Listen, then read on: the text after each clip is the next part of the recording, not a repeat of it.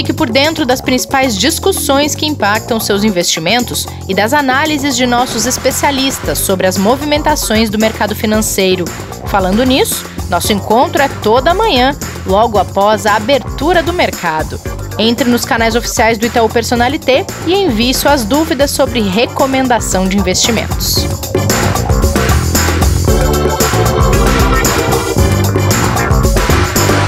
Bem-vindas e bem-vindos ao Investidor em Foco desta terça-feira, 2 de fevereiro de 2021, dia de aula com o professor Martim por aqui e também de atualizar as movimentações pelo mercado financeiro. Tem vários indicadores saindo e a gente vai atualizar vocês agora sobre isso. Kleber, como você está? Bom dia, Rê. Tudo bem e você? Tudo certo. Kleber, antes da gente chamar o professor aqui para a nossa conversa, a zona do euro registrou uma queda de 0,70% no PIB do quarto trimestre do ano passado e o acumulado de 2020 foi de uma queda de 6,8%. Essa expectativa de queda, ela se confirmou? Ou se esperava algo diferente disso? Não, então, a economia da zona do euro, ela acabou contraindo menos do que era esperado no quarto trimestre de 2020, né? Em meio aos lockdowns, né? A todas as paralisações, as restrições que foram provocadas principalmente ali pela segunda onda, né? Da pandemia de coronavírus, né? Tanto que na Alemanha e Espanha, né, ainda conseguiram até registrar, mesmo com esses problemas, uma leve expansão, por exemplo, tá? Entre outros países também. Então, quando a gente olha para o número, apesar de ruim, ele foi até que bom dado o cenário que se colocava, né? Quando a gente olha ali, a Agência de Estatísticas da União Europeia, né, informou que esses números que você colocou, né, para lembrar, ele faz total de 19 países, né, que usam o euro, então a gente está falando de um grupo grande ali de países, registrando uma queda de 5,1% em relação ao trimestre anterior do ano de 2019. Então, assim, os números, eles são ruins, mas eles acabaram mostrando uma relativa força da economia europeia, mesmo com os problemas que eles enfrentaram ali no último trimestre, dando sinais de uma expectativa um pouco melhor a partir do momento que a gente tem agora o início das imunizações, né, Rê? Então, apesar do número realmente ser bem negativo, ele mostra ali que a gente pode ter uma boa expectativa, como todos os analistas, gestores que a gente vem conversando nesse início de ano vem trazendo aqui pra gente, né? Boa.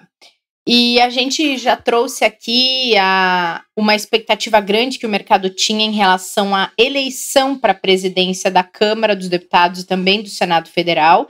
Isso aconteceu ontem, nessa segunda-feira, e o governo conseguiu eleger seus candidatos às presidências da Câmara e do Senado. E agora a expectativa, ela gira em torno de Arthur Lira e Rodrigo Pacheco darem andamento aos processos de reforma que estão parados faz alguns meses. Qual é a expectativa agora, Kleber? O que deve vir primeiro? Tem aí um trâmite que deve acontecer antes do outro? Tem alguma prioridade em relação a essas reformas que o mercado tanto aguarda? Então, Rê, foi isso mesmo, cara. Com forte atuação, né, no Planalto, no Palácio do Planalto, o deputado Arthur Lira, né, foi eleito presidente da Câmara nessa segunda-feira, né, com 302 votos para o período aí de 2021 até o início ali de 2023. Seu principal adversário, Baleia Rossi, acabou tendo 145 votos, perdendo a eleição, e com ampla vantagem, né, a eleição foi encerrada no primeiro turno, enquanto no Senado, Rodrigo Pacheco acabou sendo eleito com 57 votos para a presidência da casa. Lembrando que o Arthur Lira, né, do PP, e o Rodrigo Pacheco do DEM, Arthur Lira lá do Alagoas e o Rodrigo Pacheco de Minas Gerais. No geral, assim, na Câmara, o líder do Centrão, Arthur Lira, em relação às medidas econômicas, tende a tocar uma pauta de projetos de consenso com lideranças, né, e o próprio presidente do Senado, denominado por ele, né, de pauta emergencial, que incluiria a prorrogação do auxílio emergencial, desde que com respeito também ao teto de gastos, como ele mesmo já defendeu, além da aprovação da proposta de emenda constitucional, a PEC emergencial, e da reforma administrativa ainda no primeiro semestre de 2021, tá? No Senado, um dos primeiros atos de Rodrigo Pacheco pode ser sim a instalação da Comissão Mista de Orçamento, que é responsabilidade do presidente do Senado e tende a encaminhar sem atropelo a urgência das reformas tributárias e administrativa, sinalizando que a votação dessas pode demorar um pouco mais, mas em tese o mercado recebeu bem a informação que veio ontem de Brasília. Essas informações todas aqui foram sintetizadas principalmente ali pelo broadcast via Agência Estado, que conseguiram compilar aí no final do dia depois da votação de ontem, Rê. É verdade. Bom, queria chamar o professor antes da aula mesmo, porque na semana passada a gente trouxe aqui uma explicação do que estava acontecendo em Wall Street, do caso GameStop. Repercutiu bastante porque as pessoas estavam querendo entender o que estava acontecendo no mercado acionário e a valorização das ações dessa empresa, que passou aí dos 400% na semana passada, depois da investida coordenada de grupos de pessoas que se organizaram pela internet. E queria que vocês atualizassem isso para a gente, que o professor Martim comentasse, desse a opinião dele sobre todo esse cenário que a gente viu e que é algo que não se vê com frequência, hein, professor? Pois é, esse caso aqui, Renato, vai dar muito o que falar por muito tempo, tá? Ele é muito interessante até, né? Embora tenha alguns aspectos preocupantes também, tá? Acho que alguns pontos aqui que eu queria destacar aqui é uma preocupação, né, que certamente os reguladores têm e vão analisar esse caso. Esse caso precisa ser analisado com bastante cuidado, né? A preocupação está ligada a uma das funções principais das entidades de fiscalização do mercado, como a SEC nos Estados Unidos ou a própria CVM aqui, né? Que é evitar movimentos artificiais de oferta e demanda no mercado. Né? Então a ideia é que você precisa evitar esses movimentos, basicamente porque nós estamos falando do mercado de capitais, onde a sociedade vai alocar os seus recursos, suas reservas, né? O dinheiro que muitas pessoas levaram anos para acumular, né? Pessoas que estão guardando para aposentadoria. Essa visão é muito clara nos Estados Unidos, né? Aqui com a popularização do mercado de renda variável também começa a ser. Portanto, o mercado precisa ter algum tipo mínimo de eficiência, né? Então, essa preocupação é uma preocupação bastante forte dos reguladores de que não ocorra condições artificiais de oferta e demanda. Eles vão analisar exatamente isso, né? Essa é a grande questão aqui. Nós sabemos, por exemplo, de que alguns determinados movimentos que foram feitos por alguns investidores ou especuladores ao longo do tempo, tentando, por exemplo, aplicar coisas parecidas como um corner ou um short squeeze, que eu sei que vocês explicaram com bastante detalhe, foram de fato e levaram a algum tipo de punição dentro do mercado, inclusive o direito de operar em determinados mercados, né? Então, aqui é tudo muito mais difícil de saber, né? É tudo mais difícil de detectar quem fez, quem ficou sabendo daquela notícia e operou por causa daquilo, sabe? Não é concentrado em um único investidor, mas é algo que certamente precisa ser olhado, analisado, porque os mecanismos que provocaram esse movimento totalmente anormal do preço de uma ação e que não tem claramente vínculo nenhum com os fundamentos da empresa, tá claro, né? Quer dizer, é uma empresa que tem uma dificuldade no seu próprio modelo de negócio, né? Não há motivos econômicos para você ter uma valorização do tamanho que houve. Então, as condições que criaram esse tipo de movimento estão presentes com certa facilidade no mercado. Ou seja, é possível criar grupos de discussão, tentar montar alguma estratégia como essa, e o que me preocupa particularmente é que se isso começa a trazer distorções relevantes de preço no mercado ao longo do tempo, que são difíceis de corrigir, né, pela simples atuação da oferta e demanda tradicional, o mercado se torna menos eficiente e talvez tenda a atrair menos pessoas no longo prazo para direcionarem seus recursos ali como investimentos de longo prazo, que também, né, são um dos grandes objetivos desses reguladores, né? A CVM, por exemplo, cita como um dos seus grandes objetivos que as pessoas aloquem seus recursos no longo prazo em sociedades de capital aberto. Então, volatilidades desse tipo de fato preocupam. Eu tenho certeza, e na competência não tem nem como duvidar da SEC, né, ou mesmo, né, quer dizer, a competência aqui da CVM é inquestionável, né, fantástica. Então, certamente eles vão apurar todos esses detalhes com muito cuidado, né? Agora, alguns aprendizados ficam também, né? Tem coisas bem positivas, né? O fato de que a informação flui mais rápido, né? O fato que é possível discutir em grupos relativamente grandes ou grandes, de fato, né? Questões ligadas às empresas, né? O fato de que alguma pessoa qualificada, bem intencionada e certificada, essa é uma outra questão, com uma boa certificação, consegue gerar recomendações interessantes para um público no geral. Então, diversas coisas são extremamente interessantes, extremamente importantes, mas acho que resta essa questão de saber até que ponto houve uma criação artificial de oferta ou demanda, no caso aqui, obviamente, de demanda, né, sobre o preço da ação. Eu acho que minha posição é essa, ou seja, acho que ainda tem muita água que vai rolar debaixo dessa ponte aí. Isso seria uma suspeita de manipulação, professor? Eu estava lendo pessoas colocarem esse termo. Pode ser. Essa é uma palavra mais comumente usada, né? Que basicamente resume o que é utilizado como frase pelos reguladores, que é a criação artificial de oferta ou demanda sobre ativos, né? Então, sei lá, vamos dizer, você tem alguns filmes clássicos sobre isso aqui, por exemplo, acho que chegamos até a comentar, se eu não me esqueço, se não me confundo, é aquele filme Wall Street, Poder e Cobiça, né, onde tinha aquele grande investidor que inspirou muita gente até. Gordon Gekko. Que é o Gordon Gekko, né? Já vimos que o Kleber se inspirou nele, tá vendo? E o Gordon Gekko, brincadeira. Uma lenda. Até porque ele é do mal, tá? Mas uma lenda do mal, né? Claro, o Gordon Gekko, por exemplo, criava condições artificiais de oferta e demanda, criava a partir de informações confidenciais, né? Ou a partir de soltar simplesmente boatos. Você tem esses movimentos dentro do filme, então soltar boatos que fazem pessoas comprarem sem saberem por quê, né? Isso certamente tem algo pode ser chamado de manipulação ou pode ser chamado de criação artificial de oferta e demanda. Novamente, não sei no que isso vai dar, tá? Realmente não sei, acho que é cedo para ver, então não estou dizendo que houve ou não houve, isso aqui cabe às autoridades verificar, mas eu diria que isso vale a pena sim ser investigado, tá? Vale sim, certamente vale, Renata. Muito bom. Bom, gente, sinal tocando, tá na hora da nossa aula, o professor já tá aqui a postos. E a gente dá sequência hoje à série sobre ditos populares do mercado. E é dia de explicar, professor, por favor, por que a bolsa sobe no boato e cai no fato, hein? Essa é uma frase muito utilizada no Brasil. Se na semana passada era uma frase, né, das árvores, né, que as árvores não crescem até o céu, é uma frase um pouco mais usada no mercado americano. Essa frase é bem brasileira mesmo.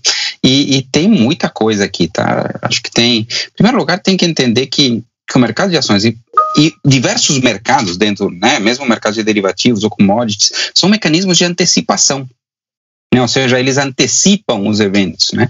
E, no caso das ações é muito fácil de perceber porque o preço de uma ação, o valuation de uma ação, né, ele é estimado a partir dos resultados futuros de uma empresa. A rigor é eterno, né, para sempre, né? Mas de fato são os próximos anos ou a próxima década que mais pesa na composição desse número. Ou seja, eu preciso saber ou tentar estimar, tentar projetar da melhor forma possível como será o futuro, né?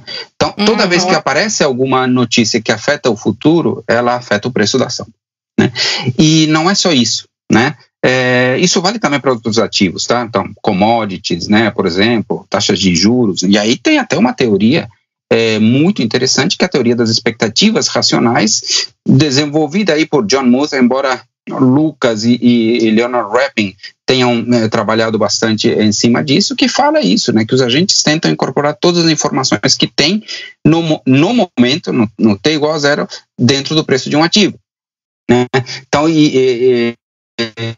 ou seja, o que nós estamos dizendo aqui? Que se existe a visão de que um ativo vai se valorizar no futuro, esse ativo já se valoriza no presente, né? E aí o que acontece é que nem todos os agentes de mercado, nem todos os participantes têm a capacidade de processar as informações disponíveis e, portanto, de perceber o que vai acontecer no futuro da mesma forma. Nem todos têm a mesma quantidade de informações e nem todos têm a capacidade de analisar da mesma forma essas informações. Portanto, se você tem alguns investidores que conseguem perceber, né? Se alguns investidores conseguem perceber que um ativo vai se valorizar porque alguma coisa está mudando na dinâmica do mercado, né? Esse investidor começa a comprar. Né? E na hora em que esse investidor começa a comprar, ele provavelmente modifica a relação oferta e demanda do ativo e faz com que esse ativo comece a se valorizar.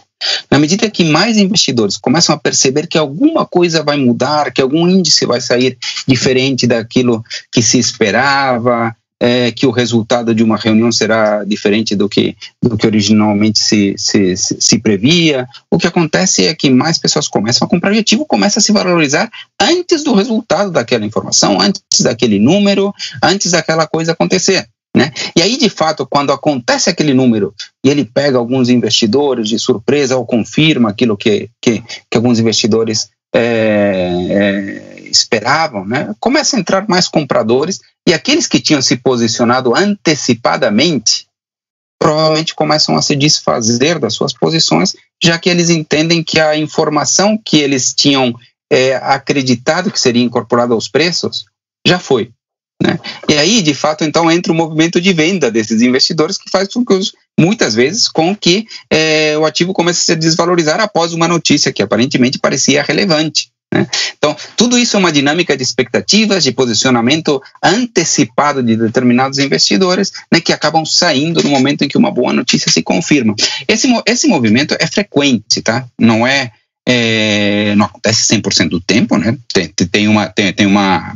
Tem até a necessidade de a gente analisar quantos investidores conseguiram prever que alguma coisa iria acontecer, quantos conseguiram analisar que o mercado não estava incorporando alguma determinada informação, né? Mas acontece com alguma frequência bastante razoável. Então, no fim das contas é isso, né? Alguém detecta o movimento futuro, se antecipa, percebe aquilo que outros não perceberam, começa a comprar de alguma forma um ativo, o ativo se valoriza, quando aquela notícia se torna de alguma forma de conhecimento do público, outros investidores entram e aquele investidor que tinha comprado antecipadamente se desfaz das posições e muitas vezes isso provoca uma queda do preço do ativo. Então, acabou subindo no boato e caindo no fato, né? Alguma coisa mais ou menos dessa forma que acaba funcionando a dinâmica, né? Então, boato, né? Porque no início a informação não era confirmada e depois, quando ela é confirmada, ela vira um fato e aí acaba muitas vezes acontecendo esse tipo de coisa. Ô professor, e as movimentações que a gente teve no mercado no ano passado, né, em 2020, que muitas vezes acabaram sendo antecipadas, né,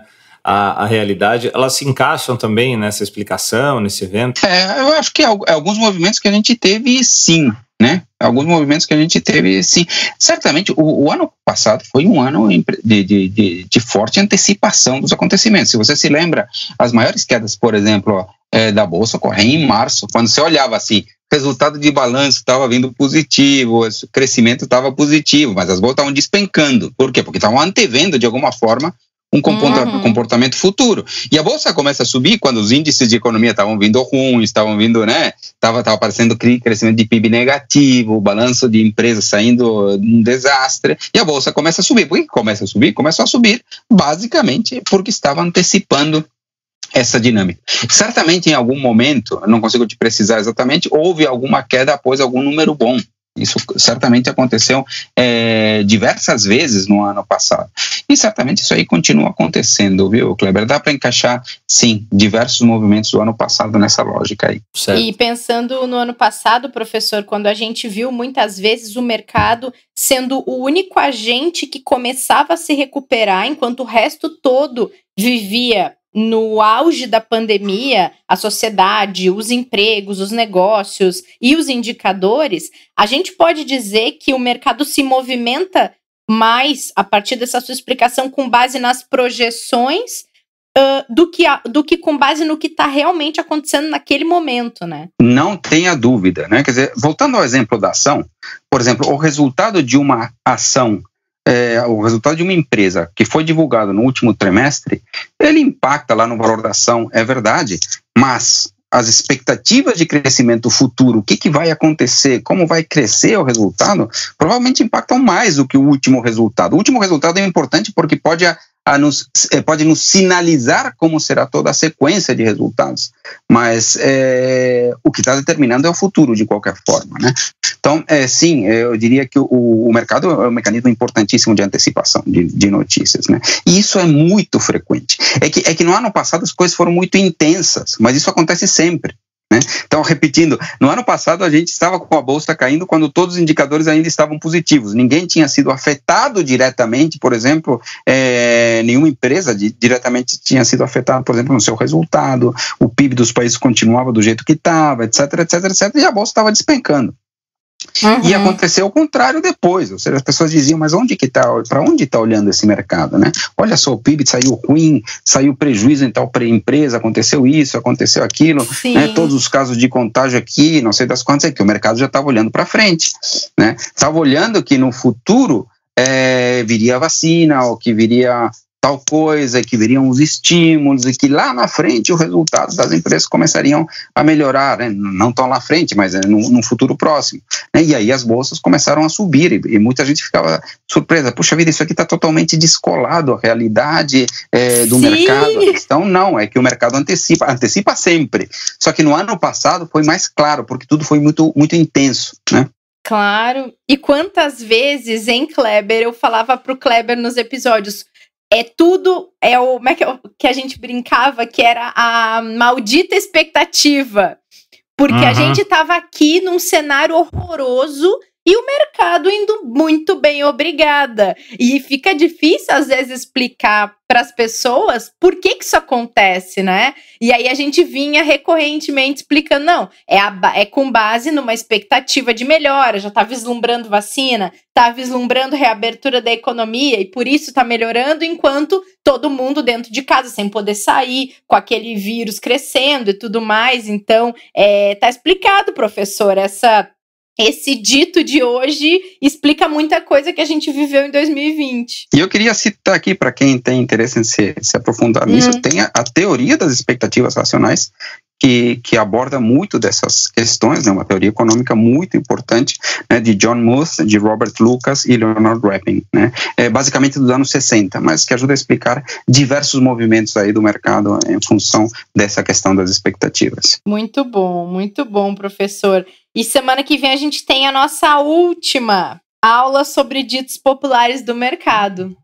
Vamos lá, né? É legal esse negócio. Aliás, e que está sendo um sucesso, né, Rê? O que você não acha de a gente abrir aqui, se alguém quiser colocar, ouvi falar isso aqui é um dito popular. Boa ideia. Aí a gente já comenta e analisa. Ótimo, acho ótima ideia. Pessoal, podem comentar na publicação do YouTube que a gente faz do episódio, porque ali é possível comentários. Então, se alguém conhecer um dito bacana e quiser que a gente analise, coloca ali. Boa ideia, professor. Maravilha. Super combinado, então, meninos. Ficamos por aqui. Obrigada por hoje. Valeu, professor, mais uma vez pela aula. Até a próxima para fechar essa série aí. Obrigado, Rê. Amanhã estamos de volta. Grande abraço para vocês aí. Combinado, gente. Grande abraço para vocês também e para todo mundo que nos ouviu nesse episódio. Não esqueçam de mandar suas sugestões, quem tiver, de frases aí do mercado para a gente poder explicar, aproveitar que o professor está inspirado. E também não esqueçam de seguir a gente no Itaú Investimentos no Telegram para vocês ficarem sabendo de tudo que acontece e que a gente produz de conteúdo sobre investimentos por aqui. Ficamos por aqui agora e nos encontraremos no próximo episódio nesta quarta-feira. Até lá! Fique por dentro das principais discussões que impactam seus investimentos e das análises de nossos especialistas sobre as movimentações do mercado financeiro. Falando nisso, nosso encontro é toda manhã, logo após a abertura do mercado. Entre nos canais oficiais do Itaú Personalité e envie suas dúvidas sobre recomendação de investimentos.